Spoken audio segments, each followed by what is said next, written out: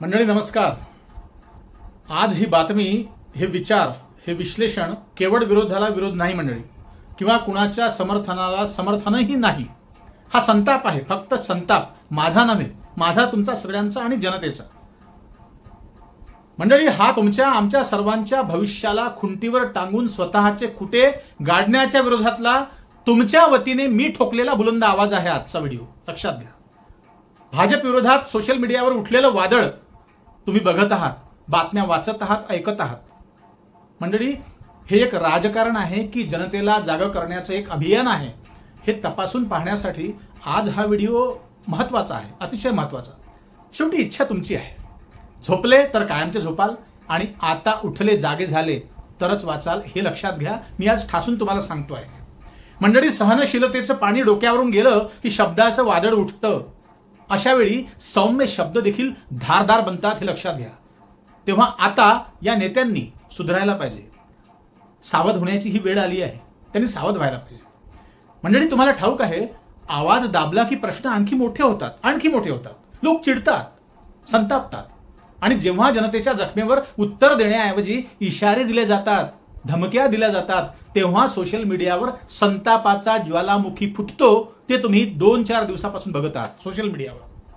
मित्रहो, हा संताप काँग्रेसचा नाही, हा संताप शिवसेनेचा नाही, हा संताप संधी साधू विरोधी पक्षाचा देखील नाही, कुठल्याही पक्षाचा हा संताप नाही. हा संताप आहे सामान्य जनतेचा, ज्यांना आता या राजकारण्यांचा अक्षरशः वीट आला आहे. वीट. लोक अक्षरशः यांच्यावर थुंकताहेत कमेंटच्या माध्यमातून. तुम्ही खाली बघा, कमेंट वाचा. मित्रांनो, आज महाराष्ट्रात प्रश्न विचारणारा चुकतोय की प्रश्न निर्माण करणारे चुकतात, याचा विचार करा. विकासाच्या फुलांचा नकली सुगंध फक्त कागदावर दरवळतो, परंतु प्रत्यक्षात रस्त्यावर खड्डे आणि खड्ड्यातून रस्ते, अशा अनेक प्रश्नांनी ग्रासलेला हा महाराष्ट्र सध्या झालेला आहे.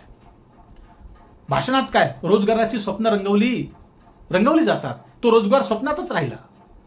पण हातात अजूनही बेरोजगारीची फाईल घेऊन इथले तरुण दिवस रात्र उपाशी फिरतायत, आणि पांढरकवडे हे नेते मात्र मस्त मजा मारतायत आपल्या पैशावर. लक्षात घ्या. परीक्षांच्या नावाने भविष्य विकलं. ट्युशनवाल्यांनी फक्त पैसा लुटला नाही, तर पेपर फुटीच्या नावाने लाखो तरुणांच्या आशा अपेक्षा लुटल्या आहेत. इतकंच नाही तर या सरकारी जाचाला कंटाळून तुम्हाला ठाऊक असेल, अनेक विद्यार्थ्यांनी आत्महत्या केल्या, त्यांनी जीव गमावला. ती लेकरं अडाणी अंबानींची नव्हती, ती आमदार खासदारांची नव्हती, ती लेकरं तुमची आमची होती. तरीही आमचे निर्लज्ज नेते राजकारणच करत राहिले. लक्षात घ्या. पक्ष फोडत राहिले. मंडळी, गेल्या काही वर्षात कोट्यावधींची कामं बेतुफान वाटल्या गेली, तुम्हाला ठाऊक आहे. टेंडरच्या टेंडर, आणि त्यांचेच काका मामा मित्र गोत्र व्याही जावई आणि कार्यकर्त्यांना टेंडर्स मिळाले. चांगले रस्ते फोडून काढले हो. आवश्यकता नाही तिथे सिमेंट भरलं, आणि रस्त्यावरचं पाणी लोकांच्या घरात शिरलं. याला कोण जबाबदार? पहिल्याच पावसात रस्ते वाहून गेले, मोठमोठे प्रकल्प फेल झाले, टनेल खचले, सुदैवाने लोक वाचले, हे ध्यानात ठेवा. मात्र पक्ष जिंकले की नाही हे माहीत नाही मंडळी, पण पक्ष फोडण्याची स्पर्धा मात्र महाराष्ट्रात सुरूच राहिली. ती आजही सुरू आहे. आणि यावर प्रश्न विचारला तर मग काय, महाराष्ट्राला बदनाम करू नका असं मुख्यमंत्री महोदय बोलतात. फक्त बोलतच नाही मंडळी, तर भर सभागृहात मैं उनको छोडूंगा नहीं, देख लूंगा अशी धमकी चक्क हिंदी भाषेत देतात. मराठी प्रांतात हिंदीचं हे एकच वाक्य उद्गारण्यामागचं राजकारण लोकांना कळलं. लोक खुडे नाही फडणवीस साहेब. परंतु गावगुंडांची भाषा विधिमंडळात कशी पोहोचली यावर लोक मुख्यमंत्र्यांना कालपासून सोशल मीडियावर ट्रोल करतायत. काय म्हणतायत, भर दिवसात तुम्ही पक्ष फोडले तेव्हा महाराष्ट्र बदनाम झाला नाही का? 6 महिन्यात 456 शेतकऱ्यांनी आत्महत्या केल्या तेव्हा महाराष्ट्र बदनाम झाला नाही? पेपर फुटीने 22 लाख विद्यार्थ्यांचं भवितव्य अंधारात गेलं तेव्हा महाराष्ट्र बदनाम झाला नाही? अहो, महाराष्ट्राला प्रश्न बदनाम करत नाहीत, प्रश्नांची उत्तरं न देणारी व्यवस्था बदनाम करते, हे महोदय लक्षात घ्या. आज सोशल मीडियावर राग आहे. त्या रागाला, त्या द्वेषाला, त्या संतापाला कारण काय आहे? महागाई, बेरोजगारी, पेपरफुटी, निकृष्ट रस्ते, वादग्रस्त निर्णय आणि सामान्य माणसांची वाढती असहाय्यता. दरम्यान तुम्हाला ठाऊक आहे, पंतप्रधान नरेंद्र मोदी परदेश दौऱ्यावर असतात. हे दौरे काही 1-2दा नाही मंडळी, तर गेल्या 12 वर्षात या महोदयांनी 100 देश फिरून आले आहेत. हे असं वाटतं मोदी नेमके कोणत्या देशाचे पंतप्रधान आहे हेच कळायला मार्ग नाही. देशात कमी, परदेशात जास्त. समर्थक म्हणतात की हे दौरे भारताच्या जागतिक हितासाठी महत्वाचे आहेत. हो, मान्य आहे.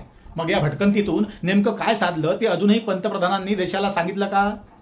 पत्रकार परिषद घेतली का? नाही. No, never. मित्रांनो, लोकशाहीत प्रश्न विचारणं गुन्हा नसतो, उत्तर टाळणं मात्र धोक्याचं ठरतं, हे लक्षात घ्या. धोक्याची घंटा वाजली आहे.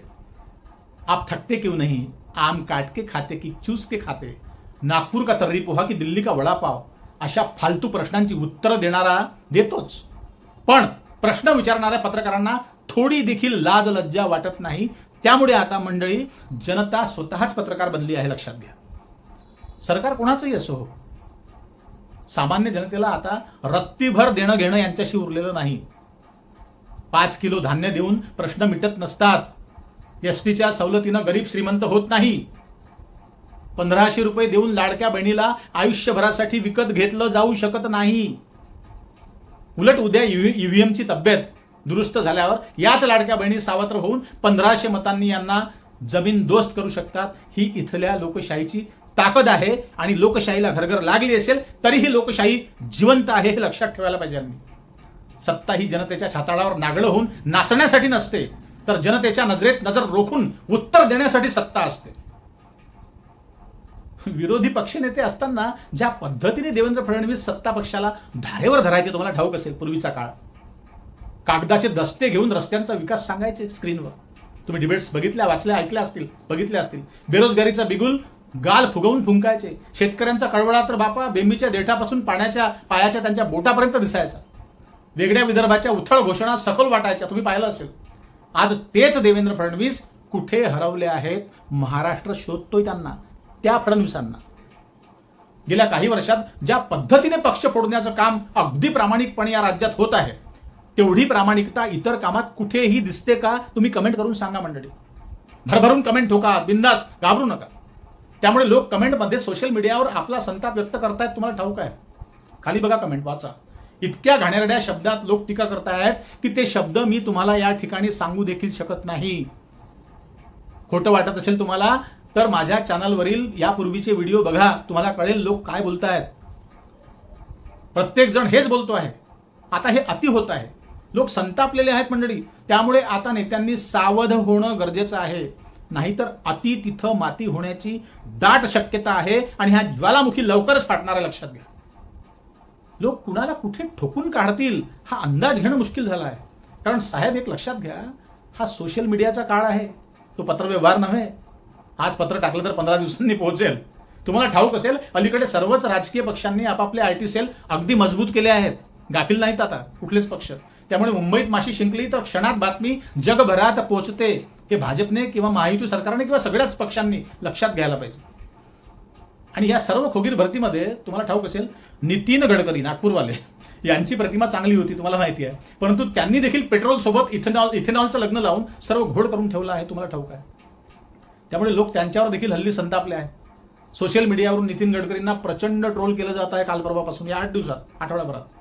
काय त्यांना न्यूटन म्हणून उपहासात्मक त्यांच्या नावाला ठप्पा लावला आहे. नितीनचं लोकांनी न्यूटन केला, इतके कलाकार आहेत लोक.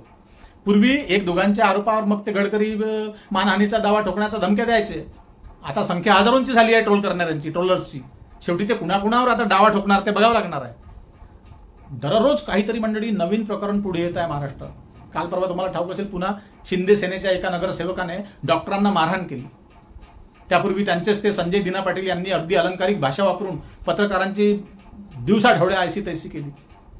त्यापूर्वी एक तो बुलढाण्याचा पहिलवान आमदार आपले दंड ठोकत होता, तुम्ही पाहिलं असेल, त्याची ते अभद्र भाषा. हा सगळा सावळा गोंधळ हल्ली महाराष्ट्रात सुरू आहे मंडळी. आणि मुख्यमंत्री सध्या फ्रस्ट्रेशनमध्ये दिसत आहेत, फ्रस्ट्रेट झाले आहेत. ते कशामुळे झाले माहित नाही.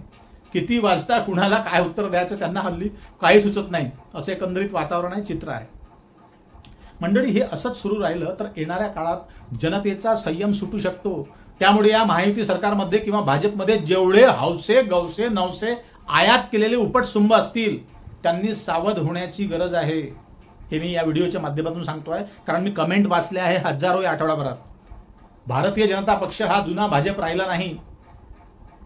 प्रचंड प्रमाणात या पक्षात आयात केलेले आमदार, खासदार, नगरसेवक भाजपला उधळी लावतायत, बदनाम करतायत. त्यामुळे भाजपला हल्ली सोशल मीडियावर प्रचंड ट्रोल केले जात आहे. अतिशहाणा त्याचा बैल रिकामा होण्याची वेळ जवळ आली आहे मंडळी. आता वेळ तुमची आहे, हा देश तुमचा आहे, लक्षात घ्या. देशाचे तुम्ही मालक आहात. तुमच्या पैशावर यांचे फौज फाटे रस्त्यावर फिरतायत. ईव्हीएमचा पत्ता साफ झाला तर यांचा पत्ता साफ व्हायला वेळ लागणार नाही. परंतु भीती ही आहे की यांच्यानंतर येणारे सत्ताधारी काय करतील. त्यांना ही सवय लागली असेल का.